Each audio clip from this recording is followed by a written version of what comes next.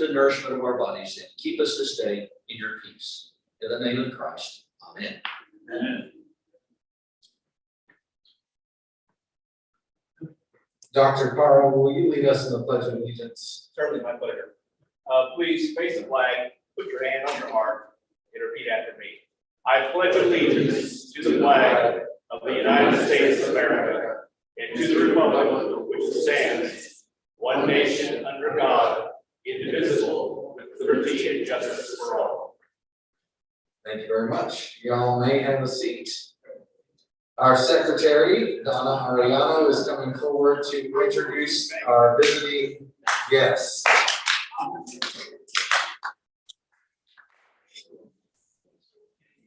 Today we have Aubrey Connor, yes, Dr. Cara. And we have Ronnie Conk, who is a new Rotary member. And of course, we have to welcome Sandra Davidson. We always appreciate her visiting. Yes.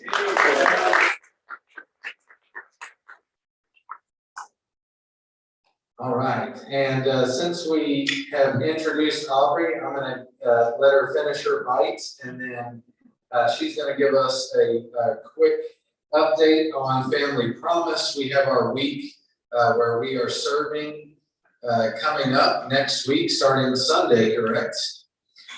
So if you're helping out with that, this is your reminder. And she's going to tell us about other opportunities, including the upcoming golf tournament. So I will let Aubrey speak to that, and if you would please welcome her.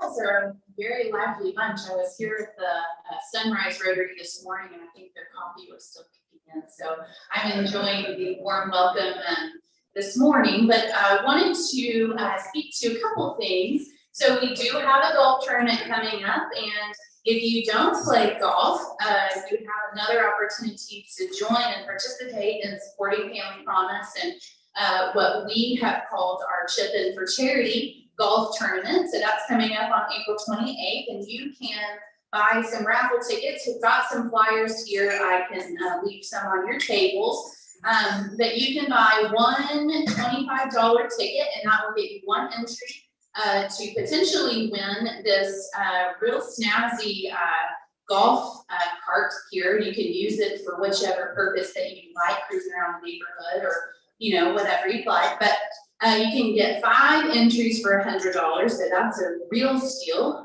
Put your name in the bucket. You can do that by scanning the little QR code here on these flyers, but you could also put together a team, and it's a 4-man scramble. So we'd love to see you come out and play golf in April. Hopefully we'll have nice sunshiny weather for that. But also, just so that you all are aware, I'm sure most of you are familiar with Family Promise, as you have served meals to the families that we are serving. So first, say thank you so much for serving with Family Promise. You guys have made a great example of how other social groups can participate in serving families with Family Promise. So thank you for the service that you guys have done and the time that you've taken to love on the families that we serve.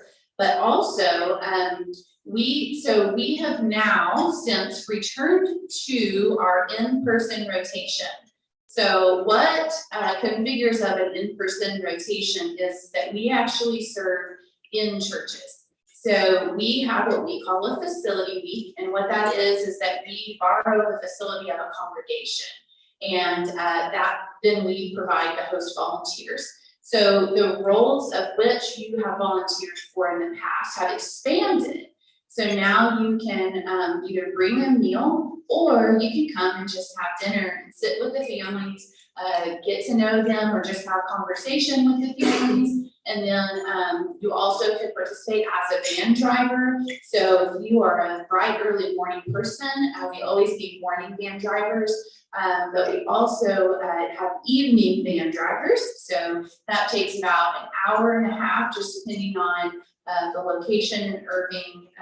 So picking up the families, taking them to the church and then returning the van back to the congregation. And then lastly, we have our meal host. And so the meal host is, as you guys have done and served in the past, which is providing a meal to the families for the evening of the day which you choose. So rotation is still going to be Sunday to Sunday, and we look forward to having you all host our families next week. I will make mention, I don't want to call off the arms just yet because we are constantly taking calls and always vetting families, but we have one family in the program right now who will graduate on Sunday. So I will send an update to Dr. Carr as soon as I hear anything or if anything changes that we have a new family entering the program. So for now, we don't have a family that is going to be in the program next week, but that can always change. And so just keep your eyes and ears open for any messages that are to come in regards to serving with us next week. So thanks again for all that you guys are doing. We appreciate your support. And if you would like a golf flyer or a poster, let me know and I can, you can pick one up from this table up here at the end of everything. Have a good day.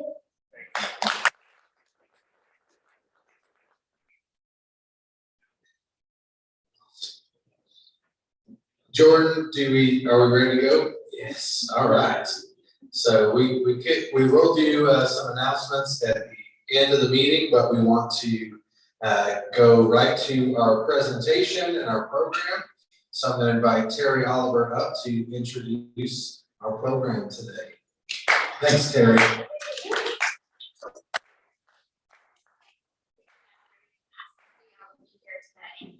We have two speakers joining us today from C5 Texas. And I'm going to let them tell you all about their organization. But please help me welcome Denisha Bethune. As I close Denisha, or we call her Dani for short, so that's much easier. And then also Amanda Joseph, who also goes by Mandy. So two ladies here help to share their organization with us. So please help me welcome them.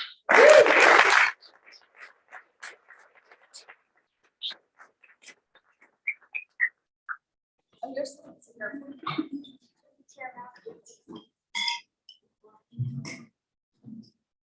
I talk with my hands, so I move away from the podium a little bit. But hi, I'm Dani Bethune. You probably have my bio. I'm excited to be here today, and so I'm gonna go ahead and get us started. We are C5 Texas. We are a 5-year youth development organization in the DFW area. And so we were actually started as a Coke product. John Alms, who was the president of Coca-Cola back in the early 90s, had a ranch out in Wyoming. And so what he would do, he would take about 30 to 40 kids in Los Angeles out to his ranch every summer. And as a part of that, he was teaching them how to hike and camp and horseback riding and all that fun stuff. But at the same time, he was teaching them leadership. And so Coca-Cola noticed what he was doing and said, hey, we want to be a part of this. And so Coke then made a $33 million investment into this concept of C5. And so there are C5 locations in Boston, Los Angeles, Atlanta, and Texas. And so we became our own nonprofit in 2006, but we were already starting and we were serving students in the program because we actually recruit students out of the 7th grade. So in 2008, we officially became a nonprofit and we promoted and graduated our first group of leaders in the program.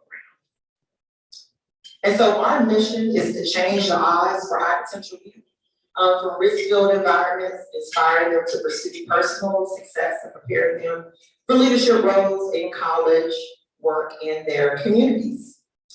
And so what do we really do? So like I said, we're a 5-year youth development program for rising 8th graders to 12th graders. And so we focus on leadership development, community action, social awareness, college and career readiness and preparation, and then personal development. And so students come to our program because they generally will be the first in their families to graduate from college. But the way we do this is by focusing on our 5 C's. So our 5 C's stand for character-driven, community-focused, challenge-ready, college and career bound, and committed to a better future. And so every summer, these 5 C's are being exemplified and worked on with our students. So what happens is we go out to local school districts, the school districts that we generally work in are Dallas, Arlington, Fort Worth, Irving, Grand Prairie, and Grapevine, Colleyville are the main school districts that we work to identify 7th graders. And so these 7th graders are referred to us by a teacher, a counselor, or another community-based organization. These students will be the first in their families to go to college. They are generally BC average students. They're generally coming from low income, so they're normally receiving free or reduced lunch. They're from single parent or multi-generational households, risky neighborhoods, and we will receive over 200 applications for our program for 7th graders. These 7th graders have to submit an application, a letter of recommendation, a report card, and a brief essay. So what we're trying to do is get them in the mind frame of college pretty early by having them go through this process. We then do a group interview with them, and we do a individual interview. So we're actually interviewing students this week, next week, all the way up until spring break. We're interviewing students for the program. We will ultimately take 80 students into our program, but we will only take 55 to camp this summer. So every summer they're participating in some type of summer activity. As you all know, the pandemic kind of knocked everybody back. So we have started to rebuild our classes of leaders that we bring into the program. And so 100% of our students graduate from college. 98% of them either go to college, the military, or a trade school, or receive some type of certification. 80% of our students will be the first in their families to go to college. And most importantly, we're building those 21st century leadership skills. So all these employers are talking about students or young people don't know how to talk, don't know how to communicate, don't know how to negotiate, don't know about trust, conflict resolution. We're teaching them all of these skills over the summertime. And so how the program works is that we have summer experiences that we do with our students. We have pathways that we do with them during the school year, and then we ended with a professional conference and graduation called the Leadership Summit. And so this is the C5 experience for a student, but it's really a journey for them. So the first year, our students come to a 3-week summer camp in Colinas, Texas. At that summer camp, they're learning how to be character driven. So they're learning all these leadership skills that I just talked about. So trust, ethics, communication, negotiation, conflict resolution. They're learning all of that. At the same time, they're doing fun camp stuff. So they're hiking, they're camping, they're fishing, they're kayaking, they're doing ropes challenges, they're doing archery. So they're doing really fun stuff, but they're learning about leadership while they're there. The second summer, they come back to camp and they're learning how to be community focused. So now they're taking all the skills they learned as the first time they went to camp. They're bringing these skills back, and they're basically leading a lot of the camp activities for our 8th graders who have just come into the program. The third year, they're learning how to be challenge ready. So we take them on a 7-day hiking trip in the Rocky Mountains. So they're carrying probably about 30% of their body weight on their backs, but they are living, breathing outside in nature. Because I don't know if you know, but a lot of students, a lot of kids have a lot of excuses. And a lot of excuses as to why they can't do something. This takes the excuses away. There is no excuse. By the time they leave from this 7-day camping trip, they know they can go to college. Because if they can survive 7 days in the wilderness, and there are bears, raccoons, they're having to sleep outside, they don't take a shower for 7 days, they barely sleep, but they have to climb this mountain. If you can do all of that, you certainly can go to college, right? The 4th year, we do something called the Road to College. So we give the students a budget. And within that budget, they have to determine how many colleges they're going to attend. They have a kind of a metrics on what the college should look like.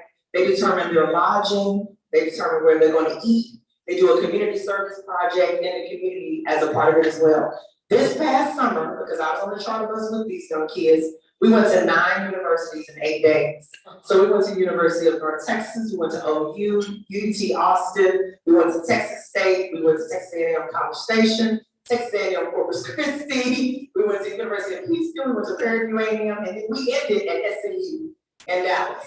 So we had a fun little activity, but what I will say is that many of our students don't get an opportunity to go on college tours because it's expensive. And we may not think so, but to pay for gas and hotels and go visit the college, they're expensive. One of our young ladies, we took a tour of University of Texas A&M Corpus Christi, and she said, I want to go to this school. I'm going to this school. She submitted her application, and in the fall, she will be going to Texas A&M Corpus Christi. So it makes a difference. Exposure makes a difference for the students in our program.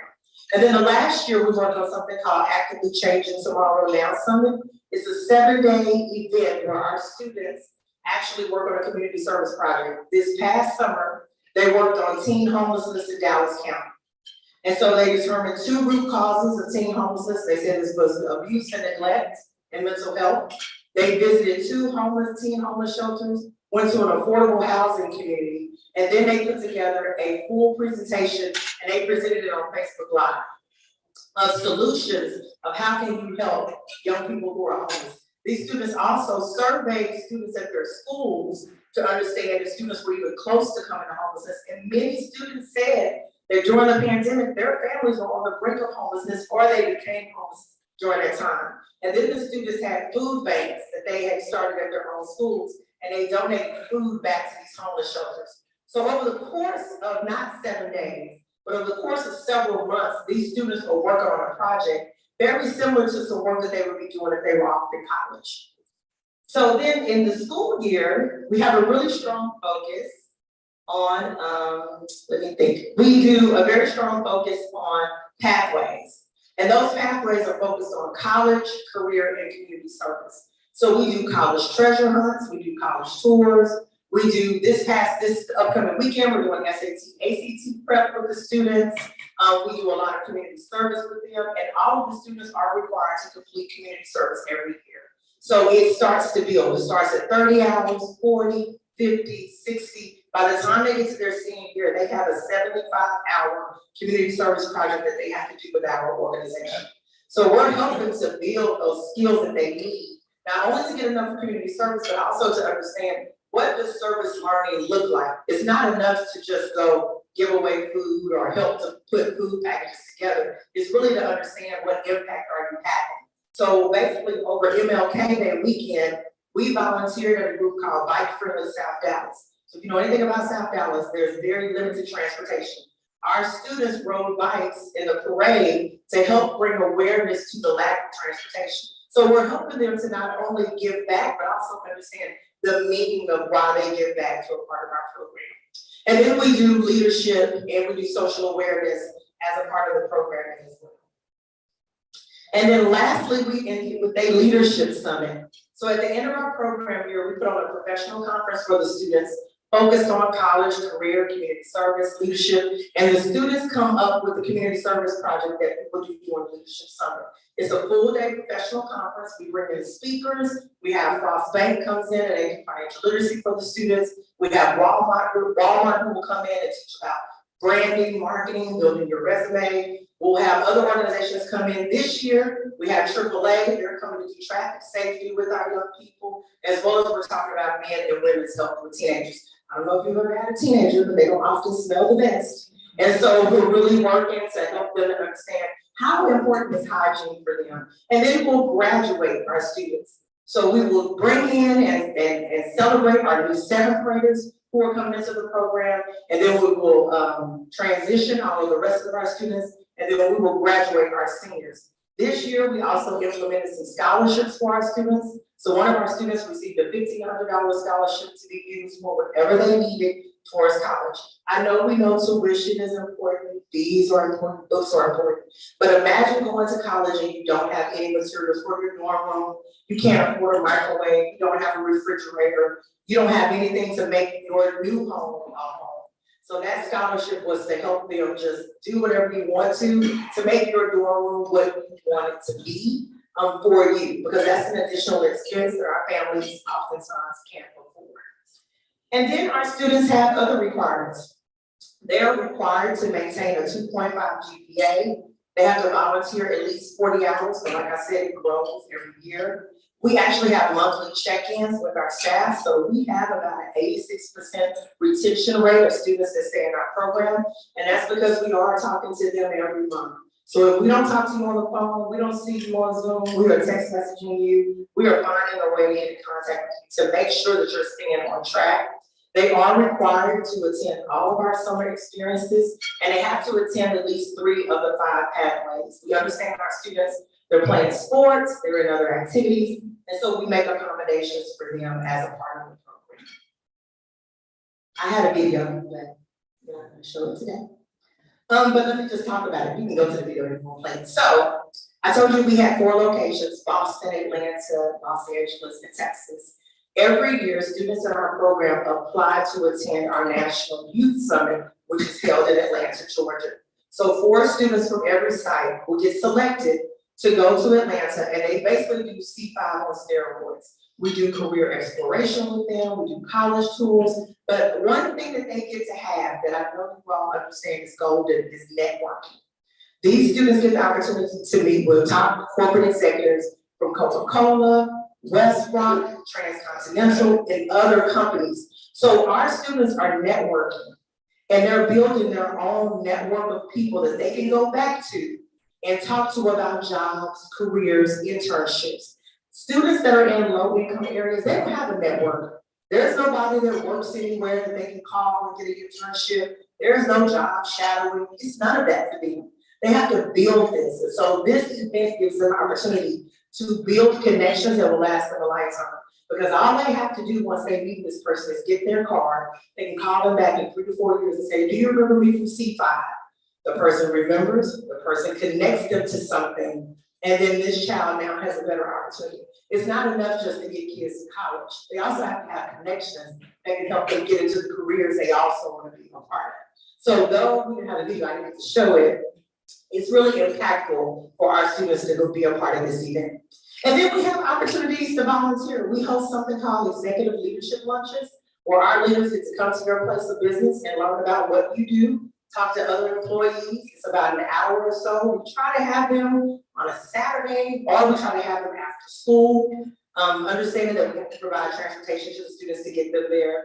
You can also be a thought leader at our pathways. We have somebody who's doing personality assessments for the students to determine how they deal with stress.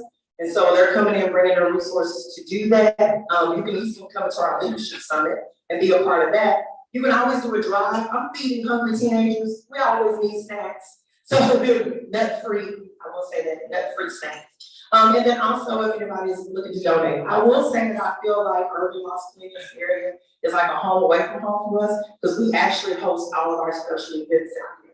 So we just had an event on Saturday. It was at Texarkana Court over here. We have a leadership summit. It'll be at North Lake College.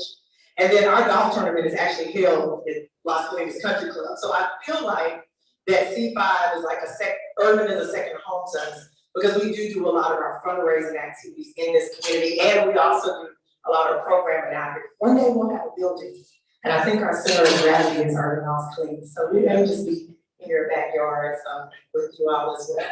Darren Woodson is our spokesperson. I don't know if you all know Darren Woodson. He used to play football for the Cowboys. But he helps to really support our program and the work that we do. He himself, even though he played football, he talks about him being a C5 kid. He grew up in a single parent household, had 3 brothers and sisters. One of his brothers ended up in prison a very long time. And he just says that, look, if I had role models, mentors in my life, his mom was that for him. But if he would have had a program like C5, because he may not have made it to football. It wasn't like he was a first round draft pick. Like, it took some work for him to get to the place that he was. So I appreciate my time today. Do I have any questions? Yes, sir. So I've got a comment and several questions, if you don't mind. Okay. So my comment is, it's remarkable that you say 86% of your students continue on in the program Yes. year after year. That's remarkable. Yes. But I think it's because of alumni. So not only the monthly check-ins, but our alumni come back to support the program, right? So you got that continuous traditional culture of being a part of the organization. So I think that helps. So of the students who finish program, graduate from your program, graduate from high school, what percentage of those students go on to college? Yeah, so about 98% of our students will end up in either college, the military, trade school, or certification. We try to make sure that every student has some type of post-secondary plan, no matter what that plan is. Yeah. Yes. And so for students who go on to college, go on to career students, whatever. I know it's gonna be hard for you to tell me this, but what percentage of those students come back very community if they left? Yeah, so we do summer camp every summer, and 95% of the students that work for us are alumni. So a lot of our alumni come back to work, because the thing that we do try to do, right, is that we will survey the students and ask them, what is a concern you have in your community? If students say trash, then we're gonna go to your community and pick up trash. So we're not gonna go somewhere else to pick up trash. We're gonna go back into your community, because that's where you make impact. I know we oftentimes tell kids we want them to change the world, but it's very hard for a child to change the world if they're not even looking at how their community impacts them. So we do a lot of service that is directly within their community, based on what they tell us, not on what we assume.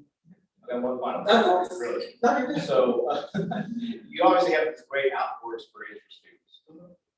Do you find that that has an influence on the kind of college, location of college that they want to attend?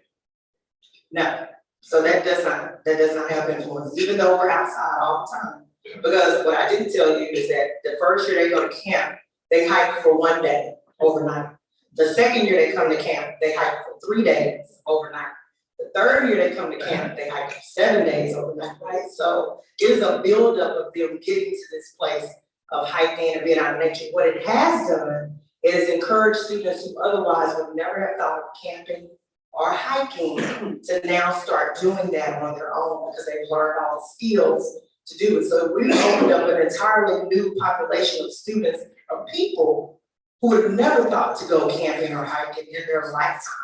And so now they're doing it, but it doesn't impact their schools. If anything, many of the students stay in Texas because their families are here. And that's the reason why we send them away to camp. Because what we're trying to do in some ways is disconnect them from their families. Because family, for some of our students, can be a hindrance to their success, not support to their success. So sending them to camp for 3 weeks, 4 weeks is meant to really help them break away from their families. So when they go to college, nobody's shocked that they left the house. No, you've been gone, remember? All these summers you went to camp, you've not been at home, so, yeah. It's a strategic move. Yes. I have 2 questions. First of all, excellent program, and thank you for all that you do. I also feel empowered when I'm outdoors, so I understand all of that. My first question is, with it starts at 7th grade. It does. Is it required that they enter the program in 7th grade, or can they enter it in 8th? They can only enter in 7th grade because it's intentionally structured along the way. So there's pieces of the pie that tell you that they can't, if they don't do it in rise in 8th grade, they miss some development things we need them to gain as an 8th grader. My other question is, I have someone specific in mind who fulfills all those requirements except what? He's autistic and he is an A student, A-B student. Would he be excluded from it? He would not. Okay, doesn't have to be BC. Doesn't have to be that. That's good. Thank you. We generally take BC students because everybody always has programming for A students. People always look at D students. Nobody looks at the BC. We always forget about the students in the middle. It's like the middle child. We sometimes forget about the middle child. They're there, but is anybody paying attention to them? So we generally normally take students that are BC because we also want to see improvement of grades over time. So that's intentional too. Like we're looking to see, is the program really working for students? Any other questions? Well, that means I did a great job. No, I'm just kidding. But I did. But I thank you all for allowing me to be here today. Me and Mandy. Mandy's new, so she's been here for a month. So that's Mandy's not privilege. But thank you all so much.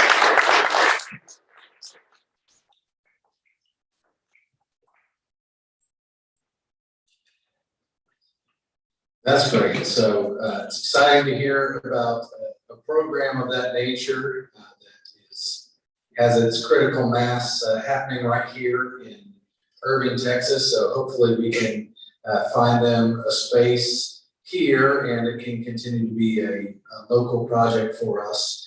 And we'd be interested as a group that is dedicated to service above self and leadership in particular. It sounds like that tracks right up with these students, so finding ways that we can connect with them and vice versa. And if nothing else, that they know Rotary, like other service groups, are ways that they can continue this experience into the future. So we'll be in conversation. Appreciate that. Well, friends, we do, I know we have some announcements, so we'll try and hit those quickly. If you are a board member, we will be meeting outside at the long table in the hallway. So please stick around for that. I need about 40 minutes of your time, and maybe less if we're more efficient. So heads up on that. And then I'm going to turn it over to Rick Lindsay for a flag up.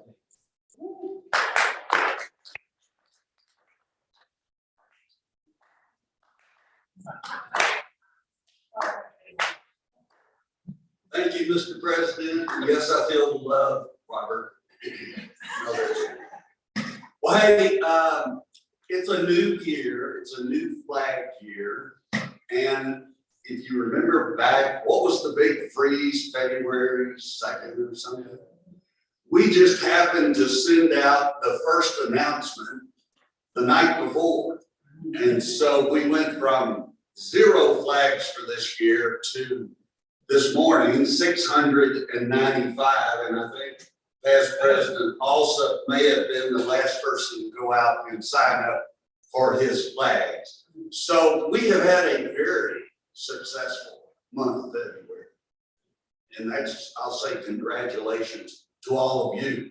That's a lot of hard work behind the scenes. And as you know, I mentioned earlier that Bob had ordered us 1,000 new flags.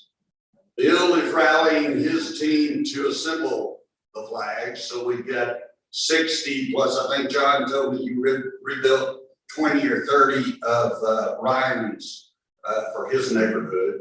So the wheels are in motion. And Kathy Howard is not here, but I will give a major shout out for Kathy, because as we get these emails, it says, well, I ordered a flag, but it charged me for 4. And what do I do now? Well, Kathy's the person that goes in, working with Bob. We make sure that they get a credit and that they get charged for the proper amount. So behind the scenes, Kathy's doing a tremendous amount of work, keeping the customer relationship database in order and working. I sent out through the system 642 emails night before last.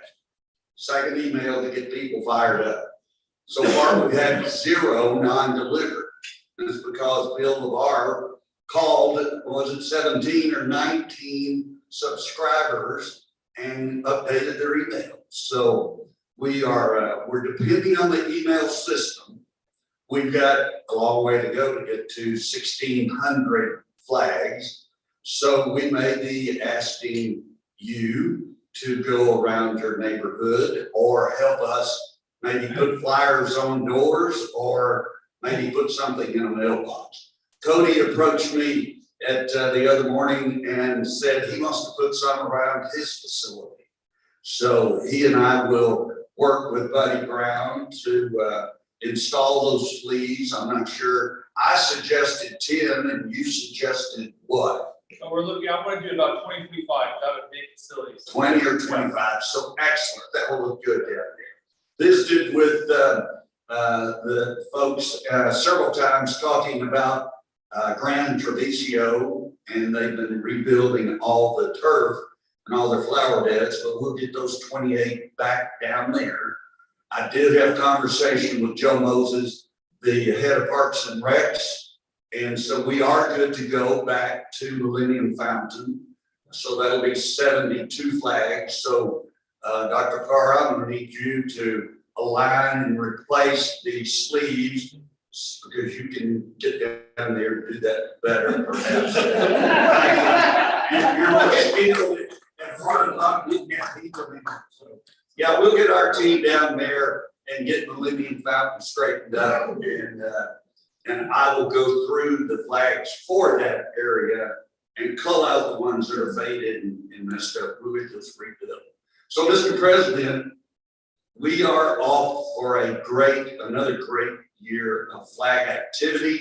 We did go up on the price from 50 to 60. And we hadn't had a price increase in forever.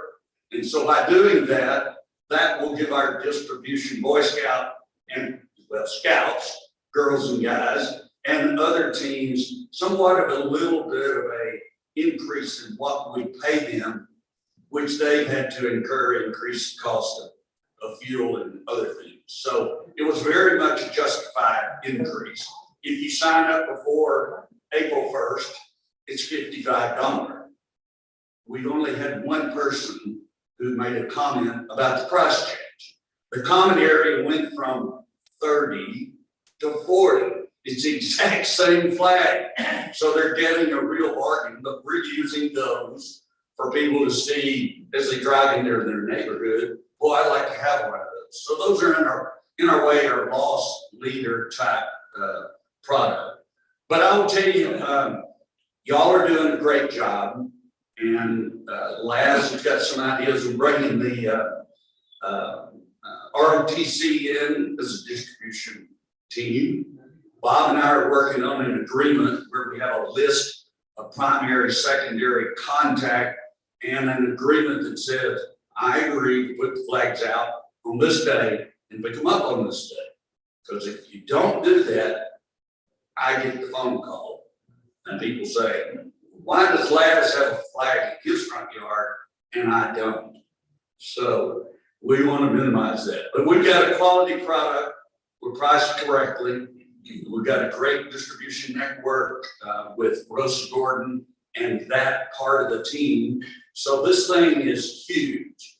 Bob, Kathy, Bill, Joe, David, Laz, it's 40 members in this team. You're all part of the hierarchy to make the same flag under the direction of you, Mr. President. So we're off and rolling. That completes my report. 695 flags.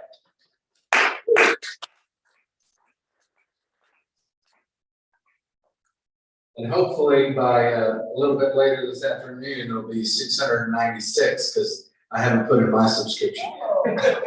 Wow. Wow. And Mr. President, I know you know because we had a terrific turnout last Saturday. Yeah, we did. A lot of people did a lot of work in a very short period of time. And the only thing we have to ask Rick is, having said everything you did, what is our grand total as of this morning? Well, I knew you'd do that. We do all this work for a reason, for the joy. 695 flags, 64 common, 13 Millennium Fountain, $1,460 if somebody hits the donate button, which is new. Can you say that up there so the people online? Yeah. Come on. Well, I thought I'd already taken my. You're limited to 30 seconds, but come on. All right, 695, 64 common area, 13 Millennium Fountain out of 72, $1,460 donation.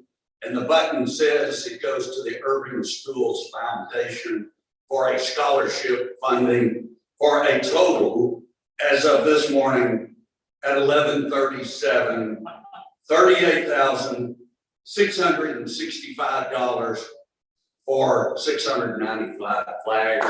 We're gonna at least double or triple it. We got some work to do. Yes. Yeah, so Val, as you go to Cancun and Cabo or wherever on the boat, good luck.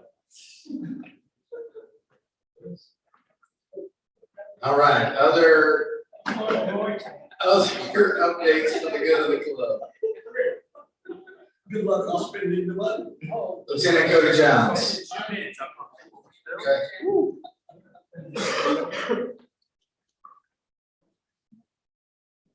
How is everybody doing today? Doing good?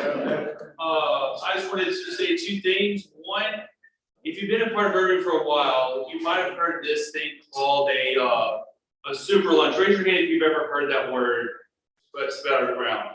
Okay, just a few. Well, super lunch was a thing that started with the Cowboys almost 25 years ago. We ended up having to let it go, but now I'm happy to announce we are putting together a new luncheon to take over this one about a Christmas in July event. I just got the authorization and it is a set. So we're gonna start another fundraiser here in Irving to kind of let everybody know what the Salvation Army does and really kind of show what our Boys and Girls Club does there. So I would really love, if you want to ever get a table there, please reach out to me. I think it's really neat. It's something exciting. I've worked 2 years for them to finally say yes, and they said yes. They can only say no for a certain amount of time. But also want to let you with that, and also pray. I am getting my disaster unit ready. As we know, we don't know what's going to happen with the storm, but I'm able to get my unit ready in about 15 minutes, depending on what happens. To go out there and serve out our communities and of Irving and also the surrounding communities. So just pray for that. If the storm does hit what it says it is, I will be out there making sure at least they're having some food and water out there until we can really assess the damage of what's happening. So just pray for that. Yes, sir. I saw you at a concert a few weeks ago. You tell the club about. Oh, yes. So we were very blessed. So in Grand Prairie at the Texas Trustee Theater, we've got a partnership with the Awakening Foundation, which is a lot of the different Christian concerts that come to Grand Prairie. And they have a foundation that they partner with the Salvation Army. And we were blessed. Toby Mack came and Crowder and a lot of other people. It was a great event. It was a 2-day event, and they donated $1,000 to the Salvation Army here in Irving to help with our food pantry, to continue it, to go into a choice pantry instead of just handing out a food box that they may or may not be able to use. This gives our clients being able to come in and choose what they can use instead of just saying, well, here, this is all we can do. So thank you for that. Yes. So we've been doing this. It's been our fourth concert we've been a part of, and it just depends on what they donate. But everything helps, big or small, to continue to help God's kingdom here in Irving. So thank you, Robert. Anybody else have any questions? All right, thank you. I'll get out of your way. Awesome. We are out of time. If there's another announcement, please let me know and we'll get that out as soon as possible. Board members, please stick around and meet out in the hallway. Try not to gab too much after the meeting so we can get rolling. I invite you all to please stand. I'm going to invite our president-elect to lead us in the 4-way test. Yeah, that's you, Lazaro. Now that you're all trained up. That's for another story. I find with the 4-way test. But fellow Rotarians and visiting tests, please join me on the 4-way test of the things we think, say, or do. First, Is it the truth? Second, Is it fair to all concerned? third, Will it build goodwill and better friendships? and fourth. Is it beneficial to all concerned?